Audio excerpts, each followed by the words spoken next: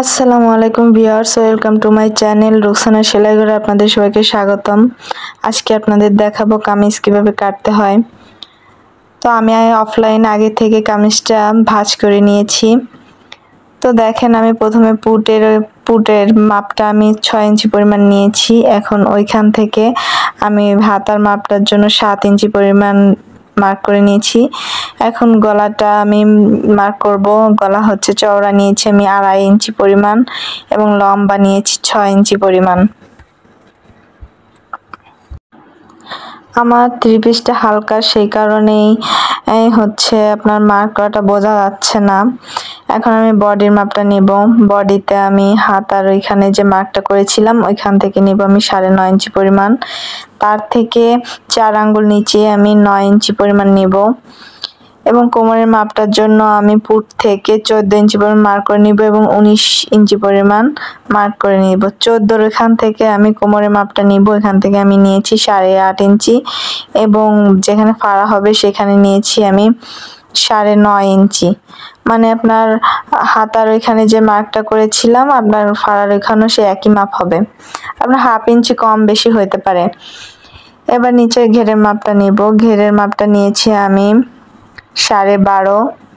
তো এভাবে মার্ক করে নিচ্ছি, আপনারা দেখতেই পাচ্ছেন। সো আগে থেকে আমি মার্ক করা ছিল, তারপর আপনাদের বোঝানোর সুবিধার্থে আমি আবার মাপটা বলে দিলাম। অফলাইনে দেখেন আমি কেটে নিয়েছি, এখন যেখানে মার্ক করেছিলাম তার থেকে 1.5 ইঞ্চি পরিমাণ বেশি নিয়ে আমি কেটে নিয়েছি, যেহেতু আমার সেলাইতে লাগবে। সো প্রথমে আমি যখন ফাড়ার জন্য 19 ইঞ্চি পরিমাণ নিয়েছিলাম সেখানে আমি কেচি দিয়ে কেটে মার্ক করে নিয়েছি, কারণ ওই পর্যন্ত আমার সেলাই হবে। দেখেন আমি গলাটা এখন কেটে নিচ্ছি।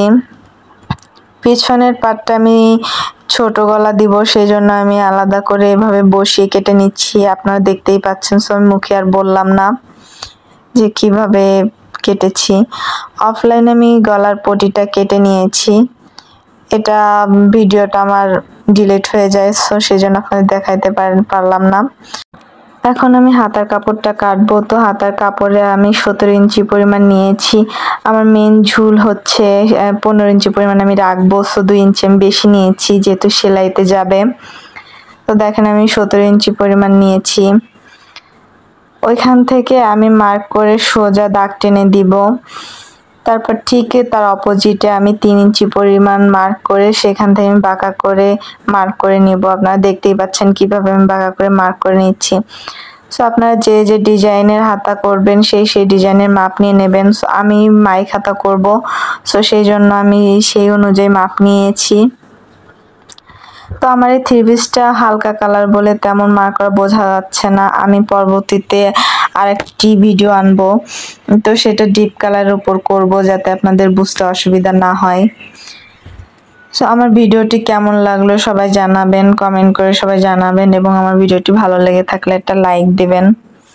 আমার চ্যানেলটি অবশ্যই সাবস্ক্রাইব করে দেবেন এবং পাশে থাকা বেল আইকনটি ক্লিক করে দিবেন যাতে পরবর্তীতে ভিডিও দিলে আপনারা সহজেই পেয়ে যেতে পারেন।